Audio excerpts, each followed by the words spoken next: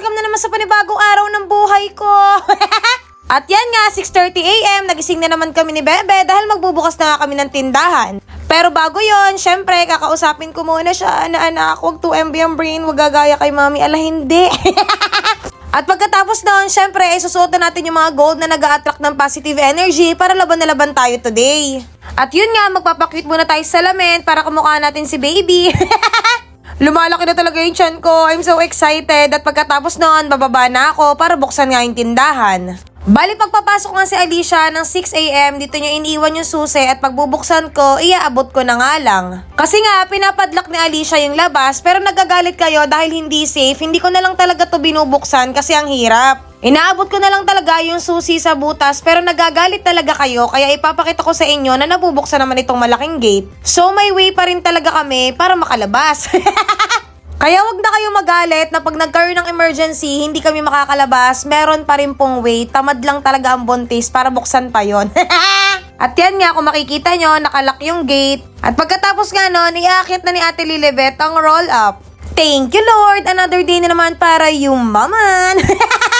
O, kaya wag na kayong magalit dyan sa comment section na hindi safe yung ginagawa namin. Tamad lang po talaga ako para buksan pa yung malaking gate, okay? At pagkapasok nga sa tindahan, syempre, bubuksan ko yung ilaw sa loob, papatayin ko yung ilaw sa labas, i-adjust ko yung date para sa best friend kong si Judith. At syempre, pagkatapos noon, hindi pwedeng hindi maglo-loading. Pag 2MB ang iyong brain, kailangan mong ipahinga yan. Bali, pagkasama ko si Ate Lilibet, ang role ko lang talaga madalas ay taga-compute o kaya taga-barya. Kasi sa sobrang bilis na Ate Lilibet kumilos, action agad siya. Natatapos niya talaga lahat ng mga bagay-bagay. At syempre, pagka umaga, hindi natin pwedeng makalimutan ang best friend nating si Judith. Abay, syempre, hindi ari pwedeng magtampot, hindi tayo yayaman. Kita nyo naman, habang inaasikaso ko ang best friend ko na si Judith, ito naman si Ate Lilibet, ang ikot ng ikot dito sa tindahan para maglinis, para magpunas, ganyan. Sobrang bilis niyan, pag kurap mo, tapos na siya sa lahat ng ginagawa niya, ala hindi. At pagkatapos ko nga sa best friend kong si Judith, maya-maya, nagutom na nga rin agad ako. Madalas talaga may sabaw ng malunggay dito, excited si mama magkaroon ako ng gatas, ala.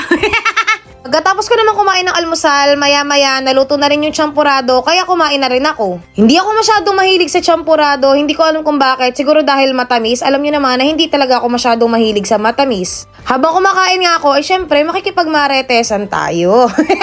Naniniwala ba kayo na wag daw masyadong kumain ng mga maiitim kasi baka umitim si baby? Maya-maya nga, dumating na yung aking asawa galing sa pamamalengke. Bumili nga siya ng maraming yogurt dahil maliban sa kinakain ko, ito nga rin yung kinakain niya dahil nagda-diet siya, hindi lolokohin ng sarili. Pagkatapos na, dumating na nga rin yung order ko na V-Rolls. Shoutout kay Ate Shane, sobrang sarap ng V-Rolls talaga niya. Pag may available siya na V-Rolls, hindi ko talaga pinapalagpas. Kita nyo naman kung gaano katakaw ang buntis, alam nyo na kung bakit tumataba. At saka yung cordon bleu ni Ate Shane, sobrang sarap din talaga. Pagkatapos ko mag-almusal, nagmerienda, syempre hindi pwedeng walang tanghalian. Pag talaga hindi ako masyado nagbabantay sa tindahan, ang ginagawa ko lang mag-antay ng oras, mag-vlog, asikasuhin yung best friend kong si Judith. Pagkatapos noon yun, kakain lang ako ng kakain. Diyos ko, sana pag malaki na yung tiyan ko, makontrol ko talaga yung sarili ko. At pagdating naman ng merienda time, ito na naman.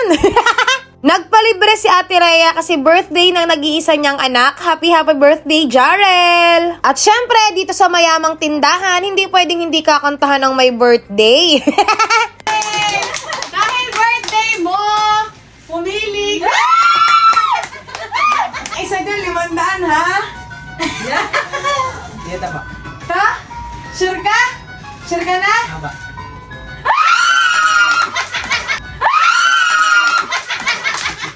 O, diba? Kahit papaano, napasaya natin ang birthday boy. Maliban sa napakasaya ng birthday boy, lalo naman yung ina. At pagkatapos nga ng kantahan at konting kasiyahan, syempre, kainon. Pero habang kumakain kami dito, alam niyo naman na may racket din akong sitaw. Kung tinuro ko sa inyo ang pagka-cash in, aba hindi naman pwedeng hindi ko tuturo sa inyo ang pagka-cash out. Kung kayo nga ay registered na, seller na, tapos ginamit niyo pa yung aking referral code, kapag benta na kayo ng product, ilang linggo na nakakalipas, syempre, cash out na yan. Syempre, ang una niyong gagawin, buksan niyo yung sitaw, punta kayo sa my account, tapos hanapin niyo yung my wallet, Tapos pagbukas nyo, may makikita kayong mga options dyan. Syempre, ang pipindutin natin ay send withdraw request. Tapos may lalabas dyan na kailangan nating fill upan, tapos ilagay nyo kung magkano yung ating wiwithdrawin. Pag nailagay nyo na yung amount, ilagay nyo naman sa baba kung saan nyo gustong pumasok yung pera. Syempre, yung sa akin, sa bangko ko na.